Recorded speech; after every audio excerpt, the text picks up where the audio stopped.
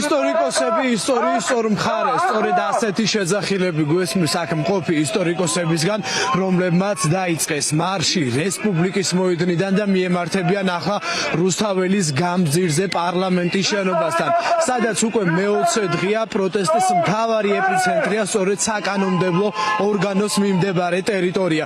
ჩვენ ახლა გავესაუბრებით ისტორიკოსებს, რომლებიც ამბობენ, რომ კრიზისი, რომელიც შექმნილია ქვეყანაში, გამოსავალი მარტივია. ეს არის ხელახალი არჩევნები ახალი ადმინისტრაციის პირობებში და ასევე უნდა გათავისუფლდეს ყველა ის პატიმარი და ტყვე, რომელიც რეჟიმმა ბოლო პერიოდის მიმდინარე საპროტესტო აქციების დროს დააკავეს.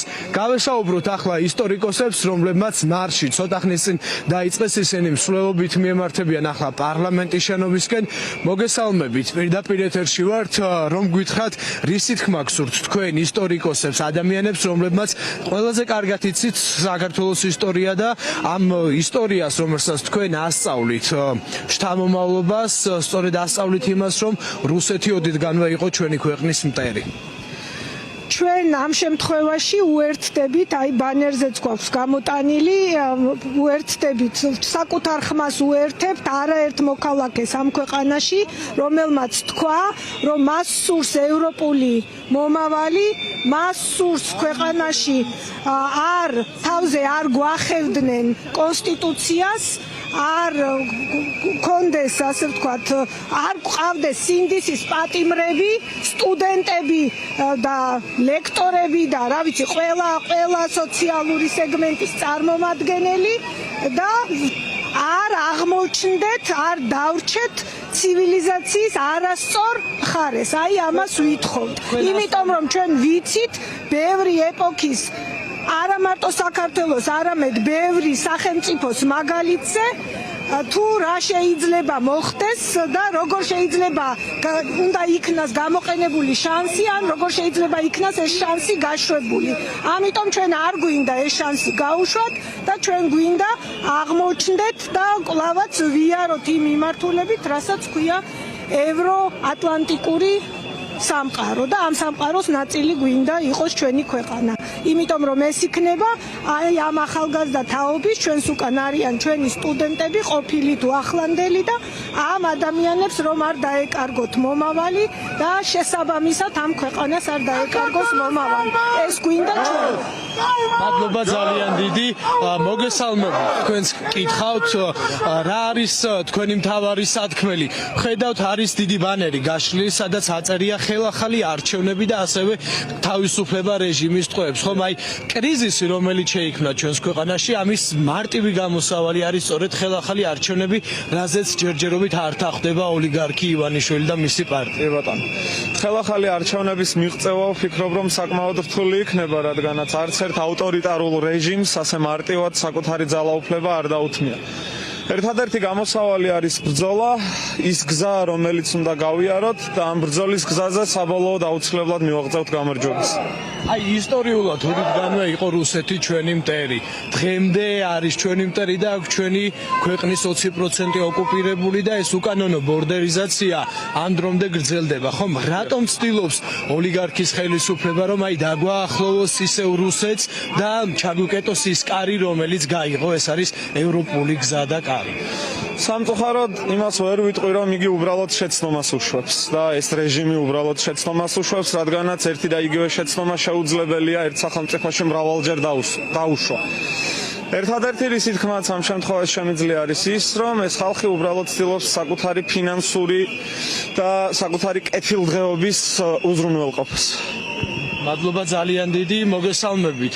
თქვენ სულ გითხრათ, რა არის თქვენი სათქმელი, რას ეტყოდით რეჟიმს, რომელსაც დატყვევებული ყავს არაერთი უკანონო პატიმარი, რომელსაც სხვადასხვა მუხლებით ასამართლებს მხოლოდ იმიტომ, რომ დააშინოს საზოგადოება, რომ საპროტესტო აქციებზე აღარ გამოვიდნენ. ხომ რეალურად ამას ემსახურება ეს? აქ ჩვენ ვართ ისტორიკოსების მიერ მოწყობილ აქციაზე და მარშზე. და ძალიან კარგად ვიცით ჩვენი ქვეყნის წარსული და როგორ მიდიოდა ეს ქვეყანა საუკუნეების განმავლობაში განვითარების გზით. არასდროს დამოუკიდებელი ქართული სახელმწიფოს მეთაურებს ხელისუფლებას არ გადაუხვევია იმ ცივილიზაციური არჩევანისთვის, იმ გზისთვის, რასაც ქვია დასავლეთი, იმიტომ რომ ჩვენ ამაში ვხედავდით ჩვენი დამოუკიდებელი სახელმწიფოებრიობის განვითარების საუკეთესო საშუალებას და შესაძლებლობას. ამიტომაც ჩვენ დღეს გამოვდივართ ორი უმთავრესი მოთხოვნით. ეს არის სინდისის პატიმრების, ახალგაზრდების, სტუდენტების, თბილისის სახელმწიფო უნივერსიტეტიდანაც ვარ ძალიან ბევრი. ზვია ცეცხლაძე მაგალითად არის დაპატიმრებული დღეს და ედება რაღაც ბრალად რაღაც სახელმწიფო გადატრიალება და ასე შემდეგ. დაუყოვნებლივ უნდა გაათავისუფლონ ეს სინდისის პატიმრები და რა თქმა უნდა კრიზისის დასამთავრებლად ერთადერთი საშუალება, ერთადერთი გზა არის ახალი საპარლამენტო არჩევნები. მადლობა ძალიან დიდი და ერთ ადამიანსაც გავესაუბრებით, რომელიც არის ასეთი ისტორიული 60 აბჯარით წარმოდგენილი აქციაზე. პირველ რიგში რა გინდათ ამ ჩაცმულობით რომ ვთქვათ და მეორეს მხრივ რა არის თქვენი პროტესტის მთავარი мотиваცია და მიზეზი რის გამოც ახლა აქ იმყოფ? მე ოფიციალურად ისტორიკოსი განათლებით არ გახლავთ, მაგრამ ვარ მოყვარული რეკონსტრუქტორი, ვცდილობ გავაცოცხლო ჩვენი ქართული კულტურის და წარსულის ისტორია, იმიტომ რომ ეს კი არ არის მარტო წიგნში წაიკითხო რა ხდებოდა და როგორი იყო. ცოცხალშიც რომ გავაცოცხლო ეს ქართული მეომრის სახე და აქ სხვადასხვა ეპოქის და დროის პერიოდის აბჯრები მაცვია. ეს არის სამკლაურები არის ბიზანტიური გავლენით ქართულ ფრესკებზე წმინდა გიორგის მიხედვით გავაკეთე. ტანზე მაცვია ბექთარის სტილის აბჯარი. ეს იყო უფრო გვიანი შუა საუკუნეების ქართული რაინდის აბჯარი არის. შიგნიდან მაცვია ცოტა გამბეზონი, რომელიც დაახლოებით სკვითებიდან შემოვიდა მსგავსი ჩოხა, რომელიც არის ჩოხამდე იყო ესეთი სქელი აბჯრიში და დარბილება. ეს მაცვია და თავზე მაცვია ხევსრული სტილის ჩაჩქანი. და ამით მინდა ამ ჩაცმულობით რატომ ხარ მე მინდა მე მიტინგებზე სულ დავდივარ ამ ჩემი ჩაჩქანით და ეხლა სრულიად ისტორიკოსებთან ერთად სრულიად აღვიკაზმე იმისთვის რომ ვაჩვენო რომ ჩვენ ვაგრძელებთ ჩვენი ისტორიული წინაპრების საქმეს, ჩვენი წინაპრები იბრძოდნენ თავისუფლებისთვის და იბრძოდნენ ევროპასთან ერთად, ევროპას იცავდნენ, ქართველების პასუხისმგებლობა რომის პაპის და ბევრი ევროპული მეფე და რომაელები და ბიზანტიელებიც და მანამდე საერთოდ ერთ-ერთი პირველი უძველესი კავშირი იყო ჩვენსა და კოლხეთსა და მინოელ ცივილიზაციას შორის და ამ დროიდან მინოელებიდან და კოლხებიდან მოყოლებული ერთადავართ, მაგრამ ჩაგვჭრეს სამწუხაროდ მოგწყვიტა ბიზანტიის დაკარგვით, მოვიწყვიტეთ და მე რუსეთი გვეგონა რომ ევროპული ქვეყანა იქნებოდა და იმანაც გვიღალატა. აღმოჩნდა მონღოლეთი ნომერი 2 და ჩვენ უნდა დაუბრუნდეთ ჩვენ ისტორიულ ძმებს ევროპას და ამ რო ვიბრძვით ჩვენ ახლა რუსეთის გავლენის წინააღმდეგ, ჩვენ ვიბრძვით ისტორიულ ბრძოლას ვიცავთ ევროპას. როგორი იქნება ამ ბრძოლის დასასრული? უკვე მეოცე დღეა პროტესტი, აქტიურ ფაზაშია, არ ნელდება, არ წყდება და ყოველდღიურად უფრო და უფრო მეტი აქტივობა იგეგმება და უფრო და უფრო მეტ აქტივობას ვხედავ. მე სამწუხაროდ ამის პასუხს ვერ გეტყვით, იმიტომ რომ ეს არც ორგანიზებული არ არის, ყველა ქართველი აქ გამოდის, არავინმე პოლიტიკოსისთვის, არამედ გძნობს, რომ ქვეყანა მიდის არასწორ გზაზე, არასწორი პოლიტიკოსები ყავს და ჩვენ ყველანი გამოდივართ ამ მუხტით და დასასრული ჩემი იმედი არის, რომ მოეგება არსებული ძალაუფლება, არალეგიტიმურად ვთვლი მე ამ ძალაუფლებას, მაგრამ მოეგება, რომ ხალხის ნების წინააღმდეგ წადის, მიდის და იმედია თვითნებურად დაეთანხმება მოთხოვნებს და გადადგავს უკან ნაბიჯებს, რომ დაუბრუნდეს ხალხის გზას.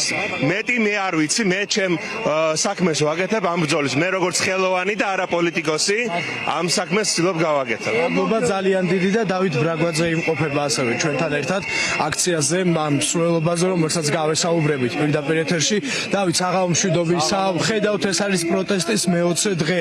უფრო და უფრო მეტი აქტივობა იგეგმება ჩვენი მოქალაქეების მხრიდან, სხვადასხვა სფეროს და პროფესიის ადამიანები გამოდიან ქუჩებში, დილიდან და დღის განმავლობაშიც არის აქტიური პროტესტი. ხომ რა იქნება ამ პროტესტის დასასრული საბოლოო ჯამში და როგორ ფიქრობთ რა იქნება ამ ბრძოლის მთავარი შედეგი და მონაპოვარი? ამ ბრძოლის დასასრული და მთავარი შედეგი და მონაპოვარი რა თქმა უნდა იქნება ხელახალი თუ განმეორებითი თუ რავი როგორც ქვია სამართლებრივ ენაზე არჩევნები, რომელიც უნდა ჩატარდეს თავისუფალ და კონკურენტულ გარემოში და საბოლოო შედეგი ამ ყველაფრის კიდე იქნება ის, რომ საქართველოს დაუბრუნდება თავისი ისტორიული, რადგან ისტორიკოსების მარშზე ვართ ახლა, ისტორიული განვითარების კურსს, სადაც არის მისი ადგილი კულტურულად და ისტორიულად, ჩვენ დაუბრუნდებით ჩვენ ევროპულ ოჯახს და ძალიან ესე მტკიცე ნაბიჯით ორ ფეხზე გავაგრძელებთ სიარულს ევროპისკენ, იმიტომ რომ სხვა არჩევანი ჩვენ უბრალოდ არ გვაქვს და სხვა გზაც ჩვენ უბრალოდ არ გაგვაჩნია. მადლობა ძალიან დიდი დავით ბრაგვაძეს ესმენდით პირდაპირ ეთერში ისტორიკოსთა მარში უკვე მიუახლოვდა პარლამენტის შენობას, სადაც რუსთაველის გამზირი არის ასევე გადაკეტილი და იქ ასევე იკრიბებიან უკვე მე-20 დღეს მოქალაქეები იმისათვის რომ გააპროტესტონ ოლიგარქი ივანიშვილის პრორუსული ნაბიჯები, როდესაც ის აშორებს ჩვენს ქვეყანას ევროპულ მისწრაფებას და უხურავს იმ კარს, რომელიც ისტორიულად არის გახსნილი.